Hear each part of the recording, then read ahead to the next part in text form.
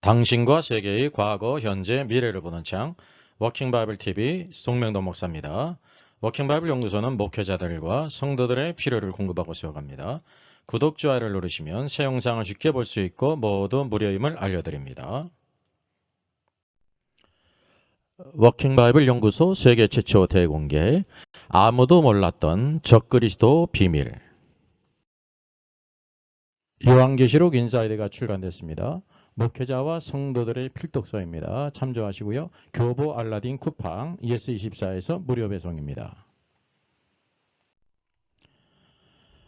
반갑습니다. 워킹 바이블 TV 시청자, 구독자 여러분 잘 지내셨죠? 한번 인사 나누겠습니다. 제가 오래전에 뜻밖의 오래간만에 반갑게 지인을 만났습니다. 전철 안에서요. 그래서 이런저런 안부를 묻으니 요즘 어디에 계십니까? 물으니까요.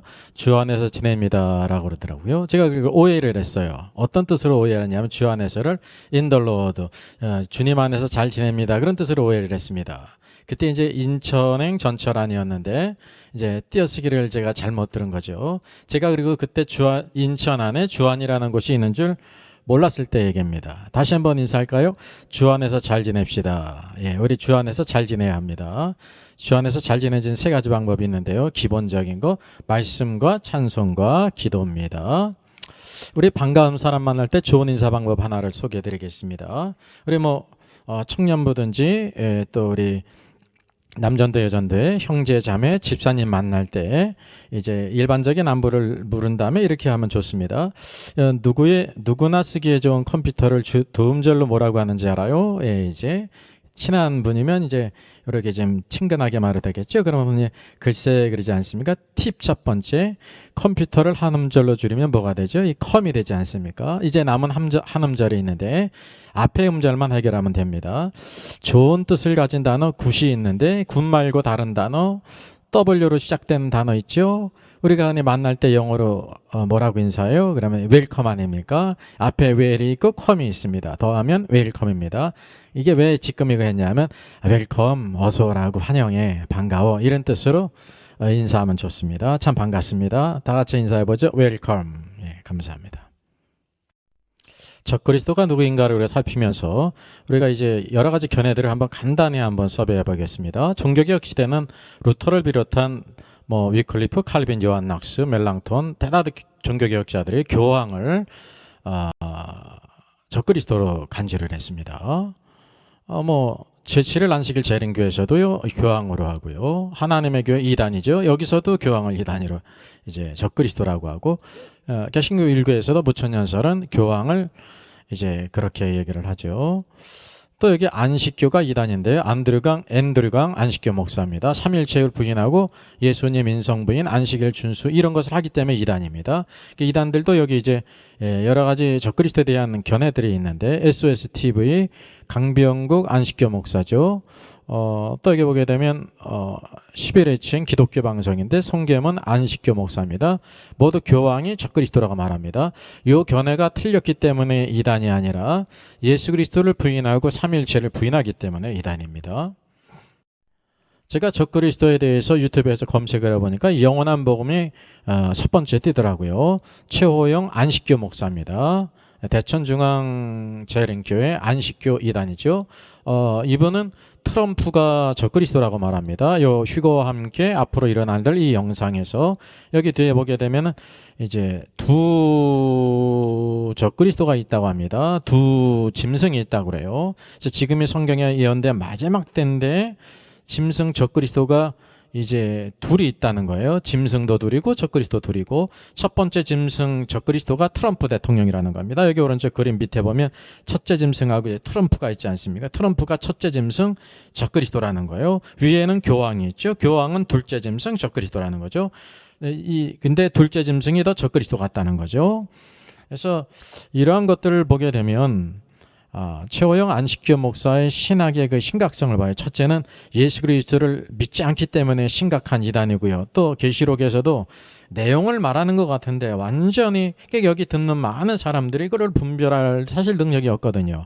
그냥 이 시류에 대해서 여러 가지 많은 요즘에 일어나는 일들을 말하니까 그런가 보다 해가지고 그걸 듣는 경우가 많이 있습니다. 여기 이미 2017년도 9월 23일 휴거 주장을 했다가 불발됐고, 일주일 후 30일이라고 또 재탕 주장했다가 불발이 됐거든요. 지금은 또 2020년 올해 휴거가 있다고 주장하고 있고요. 2027년 예수님 재림이 있다고 주장하고 있습니다. 이 재림과 휴거 날짜를 계산한다는 것은 그렇지 신앙과 신학이 완전히 잘못됐다는 증거라는 거죠. 시한부 종말론. 그래서 이 적그리스도에 대한 이런 대표적인 영상들이 있기 때문에 소개했습니다. 잘못된 것을 잘 구별할 필요가 있습니다. 그리고 유튜브에서 눈에 띄는 것이 처치 타임스예요. 여기 보니까 공산주의가 적그리스도라고 이렇게 말합니다. 처치 타임스는 보면은 이제 이단하고는 관련된 것 같지가 않습니다. 왜냐하면 사랑 침례교회 뭐 이렇게 영상을 쓴다고 하지 않습니까? 공산주의의 기독교 대적이라는 걸 누구나 다 알죠. 공산주의가 기독교를 대적한다는 거. 이게 적그리스도들 가운데 하나입니다. 적그리스도들은 누구든지 그리스도와 교회를 대적하면 적그리스도들이라고 말할 수 있어요. 들 가운데 하나죠. 계시록 13장에 나오는 적그리스도는 유일한 자입니다. 그래서 우리가 여러 가지 일반적인 것을 이렇게 말하는 거는 이제 오류가 없을 수가 있는데 성경을 가지고 무엇인가를 말할 때는 오류가 있을 수가 있어요. 그래서 우리가 성경을 잘 퀘스트해야 합니다. 그래서 제가 여기 교황은 적그리스도인가라는 영상을 88번 영상에 올렸거든요. 이 교황은 큰 음료로서 짐승 적그리스도와 다릅니다. 구별이 됩니다. 이거를 대부분 구별하지 못하기 때문에 적그리스도가 더 숨겨진다는 사실이죠. 교황으로만 알기 때문에 성경은 그래서 큰 음료 교황과 이제 짐승을 비밀이라 신비라고 말하고 있어요. 우리 성경을 계시를 통해서만 바로 알 수가 있다는 것이죠. 우리 짐승인 적그리스도에 대해서 우리가 간단히 알 필요가 있습니다. 바다에 산 짐승이 나오죠. 뿔이 열이고 머리가 7입니다. 여기 끝불에는 열왕관이 있고 신성모독하는 이름이 있지 않습니까? 하나님을 대적한다는 것입니다. 그래서 한 짐승인 적그리스도가 있어요. 그래서 여기 짐승은 표범과 비슷하고 그 발은 곰의 같고 그 입은 사자의 입 같다. 그래서 다니엘서에 네 짐승이 있지 않습니까? 그래서 다니엘서도 같이 우리가 잘 알아야 합니다. 제가 쓴 계시록 강해집은 이제 때를 알라 주님이 오신다는 계시록과 함께 다니엘서를 같이 이렇게 강의를 한 것이죠.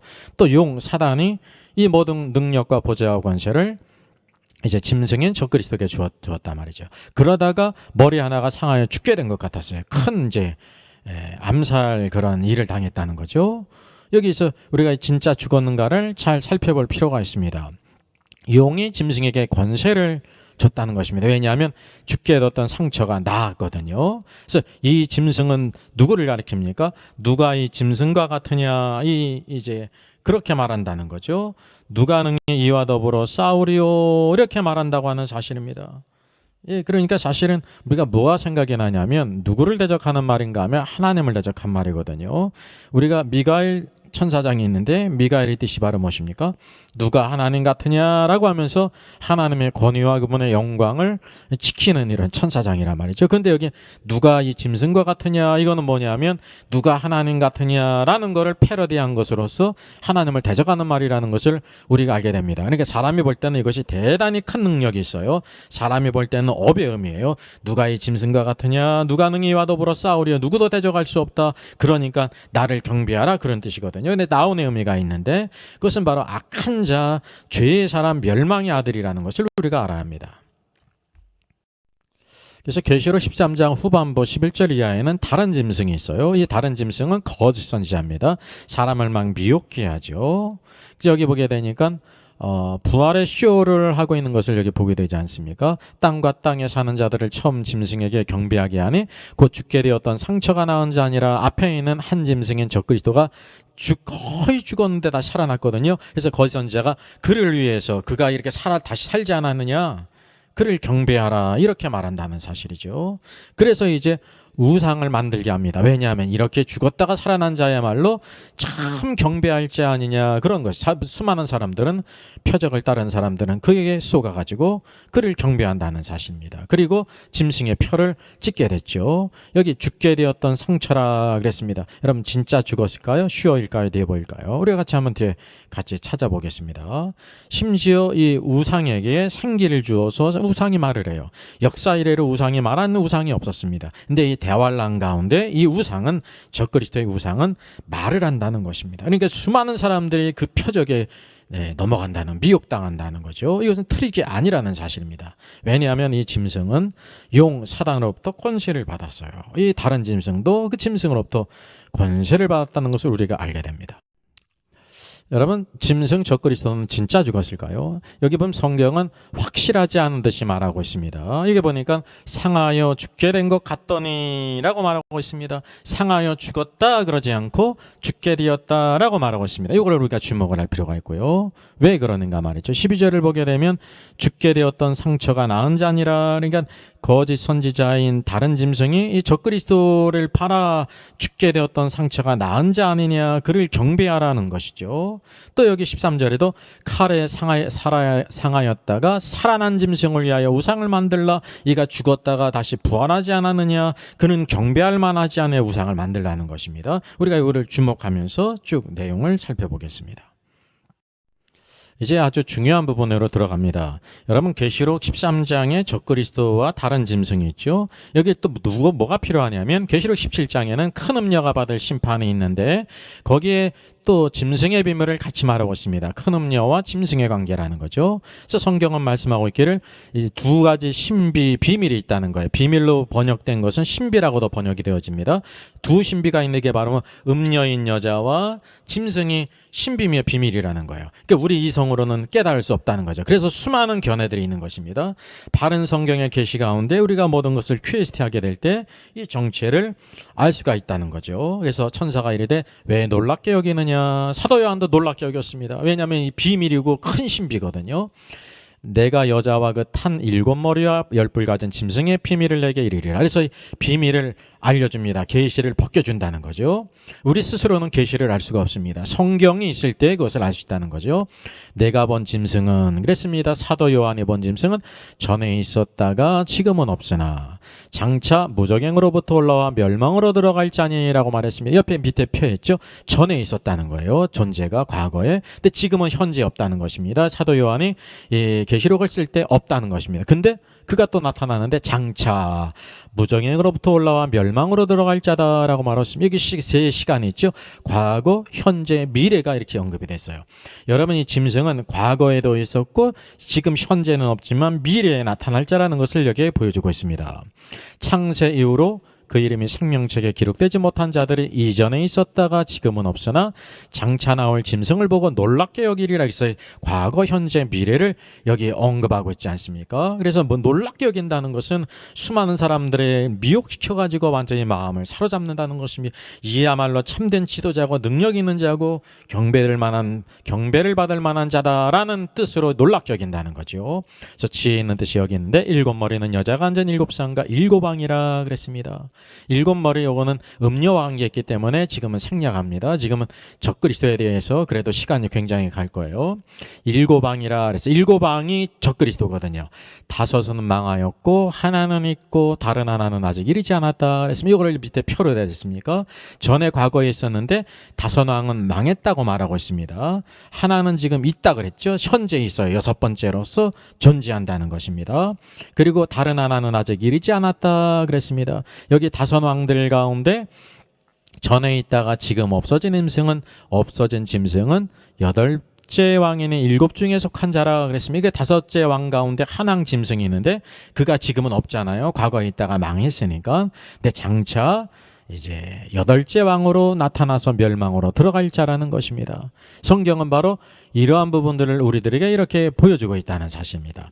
그래서 다른 하나 7번째가 이제 장차 대환란 가운데 적그리스도로 나타날 터인데 아직은 지금 현재 나타나지 않았죠. 사도 요한의 때도 나타나지 않았고 현재 지금 2020년에도 아직 나타나지 않았는데 나타나면 잠시 머무른다 그랬습니다. 잠시 머무르는 것이 언제입니까? 잠시예요. 그리고 8번째 왕으로서 멸망으로 들어갈 자라고 여기 말하고 있습니다. 그래서 7번째 왕과 8번째 왕이 서로 또 연관이 있음을 우리가 보게 된다는 것입니다. 자, 그러면 5왕은 망했다 그랬죠. 그러니까 망했다는 것은 이전에 있었다는 거죠. 과거에 있었고 지금 현재 6번째 그 왕이 있다는 거죠. 적그리스도가. 다른 하나는 이제 나중에 머문다는 거죠. 현재까지 없는데 대환란 있을 때 그가 나타난다는 거죠. 그래서 우리가 역사를 한번 같이 찾아보겠습니다. 초대 카이사르가 있죠. 시저. 그는 집정관이었습니다. 그는 이제 암살당했죠. 그리고 1대 황제가 아우구스투스예요. 바로 시저의 조카였죠. 이름이 옥타비아누스고 아우구스투스라는 그런 아주 위대한 이름이 주어졌습니다. 그는 자연사했습니다. 2대 황제는 티베리우스입니다. 여기에도 자연사했습니다. 3대 황제는 칼리굴라입니다. 칼리굴라는 자기가 신이 많은 장군에게 암살을 당했습니다. 그래서 여기 망했다는 것은 죽었는데 정상적으로 죽지 않았다는 것을 의미하는 것입니다. 그것이 망한 것이에요. 그래서 우리가 이것을 어떻게 죽었는가를 잘 살펴보는 것입니다. 누구인지 4대 황제는 클라우디스입니다. 제가 이제 물음표를 해놨죠. 이제 어떤 설이냐, 그의 부인 아그레나 피나이에서 독살 가능성이 제기되어져요. 그런 의혹이 있다는 거죠. 그래서 이게 그냥 물음표로 해놨습니다. 5대 황제는 네로입니다. 유명하죠. 네로 황제. 거의 미치광이인 그런 황제였죠. 네로 황제는 우리가 알다시피 로마시에 방화를 했죠. 그것을 보면서 시를 짓고요. 그 기독교인들에게 누명을 씌웠습니다. 그들을 잡아가두고 빼앗고 핍박하고 수많은 사람들을 처형하지 않았습니까? 이 5대 황제는 결국은 자살하게 되는 것을 우리가 알게 됩니다. 그리고 6대 황제가 갈바예요. 갈바는 친위대에서 암살당했습니다. 7대 황제가 오토입니다. 오토 황제는 이제 전투에서 패배 후 이제 자살하고 말았습니다. 그래서 여기 우리가 이렇게 보게 될 때 빨간 것으로 표현한 것이 정상적으로 죽지를 않았어요. 암살, 칼리굴라, 네로, 갈바, 오토가 있지 않습니까? 그래서 클라우디스는 따로 빼놓은 것입니다. 성경은 단지 현재 있는 왕이 도미티아누스인데 이전에 다섯 왕은 망했다 그랬어요. 정상적으로 죽지 않았다 말이죠. 그래서 이 다섯 왕이 누구인지를 우리가 이렇게 역사 가운데 서로 일치되는 부분을 찾을 수 있다는 사실이요. 여기 보게 되면 벌써 4명의 왕이 망했다는 것을 우리가, 황제가 망했다는 것을 우리가 보게 됩니다. 계속해서 과거 5왕이 망했다고 말하는 것을 그 왕들을 찾고 있습니다. 황제를 찾고 있습니다. 현재 있는 왕은 도미티아누스예요. 자, 그러면 8번째 황제는 비텔리우스입니다. 그는 베시파시우스 군대에게 살해당했습니다. 그래서 베시파시우가 다음에 황제가 되죠. 9대 황제가 베스파시우스예요. 그는 자연사였습니다. 베스파시우스의 그 아들이 누구냐면 티투스예요. 티투스. 이제 베스파시우스가 황제가 될 때 예루살렘을 멸망시킨 장군이죠. 그 아버지를 이어서 10대 황제가 됐습니다. 그는 병사였습니다. 그러니까 이거는 망한 것이 아니죠. 자연사와 같은 것입니다. 11대 황제는 누구입니까? 도미티아누스예요. 바로 현재 있는 사도 요한이 핍박을 받아서 유배를 당하고 계시록을 쓸 때의 황제가 도미티아누스라는 사실입니다. 그는 이후에 암살당했습니다. 그는 황제 숭배로 아주 대단히 악명을 떨치는 그런 황제였죠.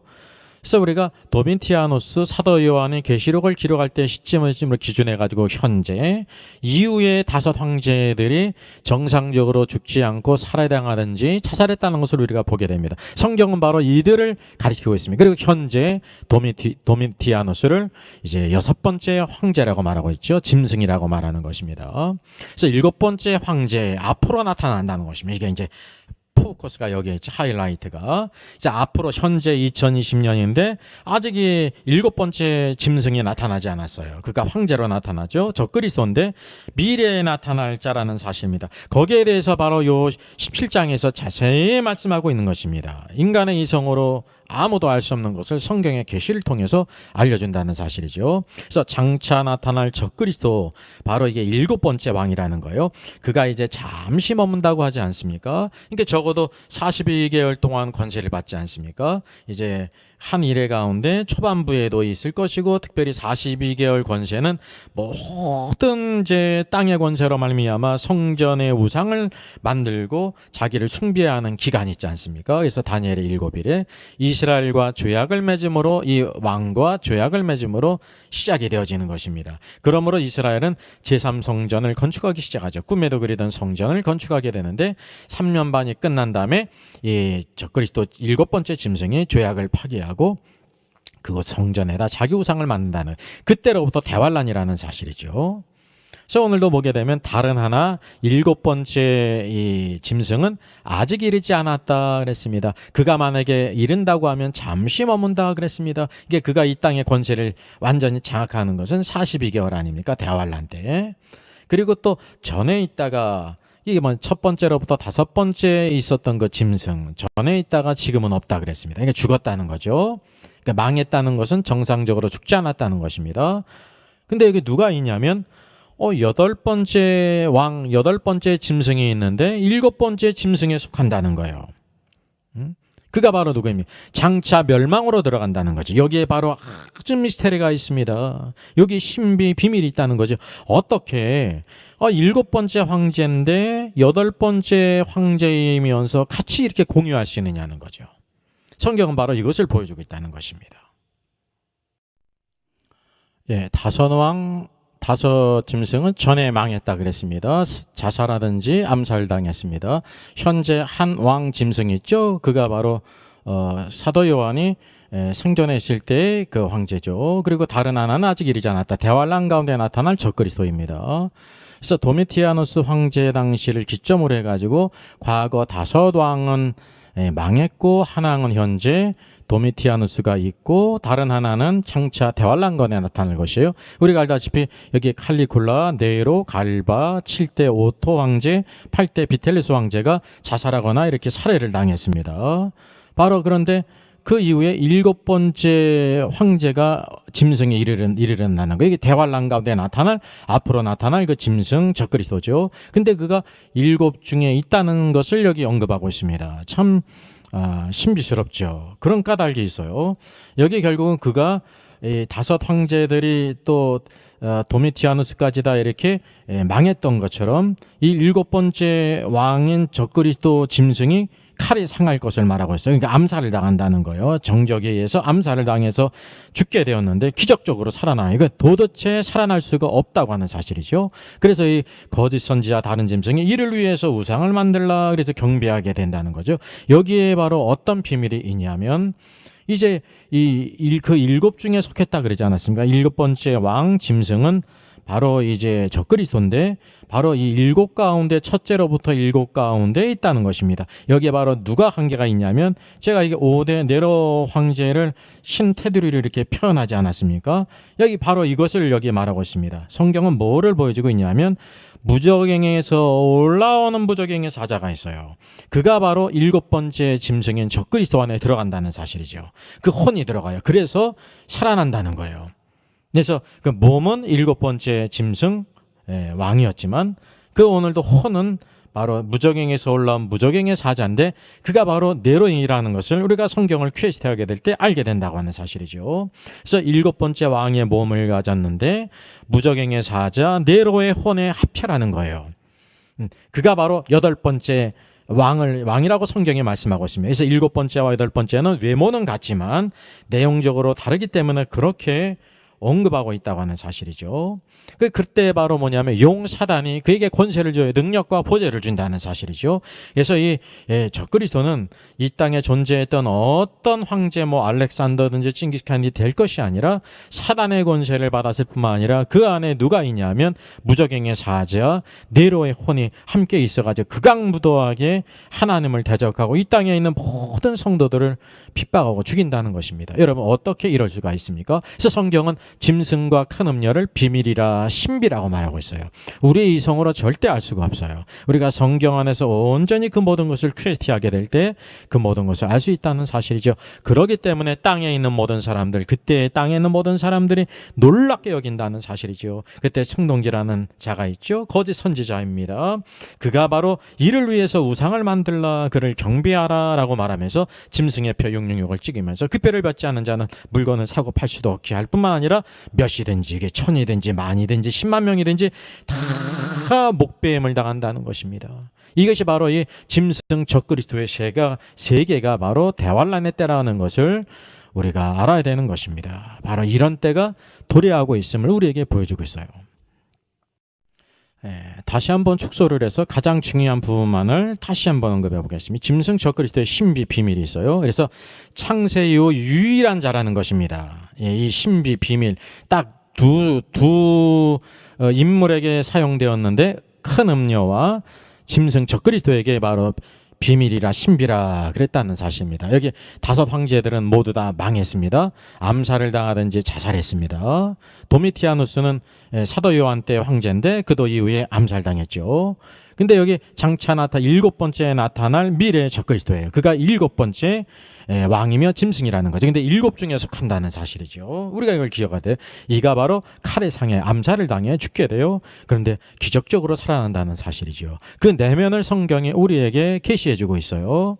무저갱에 있는 네로의 혼이 있는데 무저갱에 있던 네로인이 올라와서 누구야가 합체가 되냐면 7번째 짐승의 몸속에 들어간다는 사실입니다. 그래서 8번째 왕으로 나타난다는 거죠. 그래서 성경은 사람이 볼 때는 똑같이 7번째지만 성경이 볼 때는 그 안에 내용물인 혼이 네로의 혼이기 때문에 8번째 왕, 8번째 짐승으로 간주한다는 거죠. 그가 멸망으로 간다는 거죠. 그리스도께서 이 땅에 재림하실 때 모두 심판받아서 불못에 던져질 것을 우리에게 보여주고 있습니다. 그래서 여기 7번째 왕의 몸을 가졌는데 무저갱의 사자 네로의 혼과의 합체가 8번째 이 짐승이라는 사실이죠. 그래서 거짓 선지자가 이를 위해서 짐승을 위해서 우상을 만들라 그를 경배하라 말이죠. 그 모든 세상 사람들이 그에게 다 경배한다는 거예요. 하나님을 모두 대적하는데 이와 같이 극악무도하게 행하는 때가 앞으로 도래할 것을 성경이 우리에게 보여주고 있습니다. 그래서 이 때를 잘 분별해서 우리가 정신을 차리고 오늘도 예수 그리스도의 군대로 그리스도의 신부로 우리가 준비되어야 된다는 사실이죠. 교황과 적그리스도의 관계의 영상 예고합니다. 그래서 교황은 적그리스도인가? 흔히 교황을 적그리스도로 생각하는데 교황과 적그리스도의 관계가 어떠한지 큰 음녀와 짐승은 다르다는 영상을 따로 올릴 것을 말씀드립니다. 제가 새로운 저술을 지금 준비하고 있습니다. 제목은 여성 안수 금지는 남녀 차별인가 복음적인가 라는 주제입니다. 이게 작은 주제 같지만 아주 중요한 주제고요. 성경 창세기로부터 전체 흐르는 아주 중요한 이제 성경적인 남녀 관계와 하나님의 헤드십과 관계되어 있습니다. 그래서 부제는 김세훈 교수의 그리스도가 구속한 여성을 비평했습니다.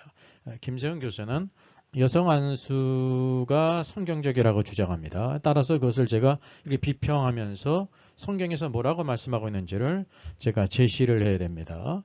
이건 이제 9월 말이나 10월 초 출판 예정입니다. 이 책에 대한 소개가 있고요. 특별히 세트 특별 판매가 있습니다. 필요하신 분들 특별기간에 신청하시면 되겠습니다. 여러분들이 북푼 등으로 같이 이렇게 참여할 수 있습니다. 만유의 주제 같이 찬양합니다.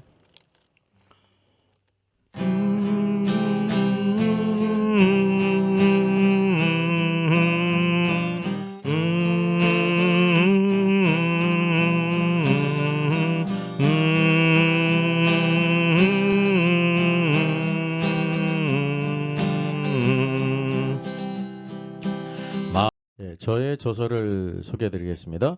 계시록과 다니엘서의 전반적인 조망을 다룬 때를 알라 주님이 오신다가 있고요. 또 구원 탈락인가 거짓 신자인가가 있습니다. 워킹 바이블 정기 세미나 매월 첫 주일에 있습니다.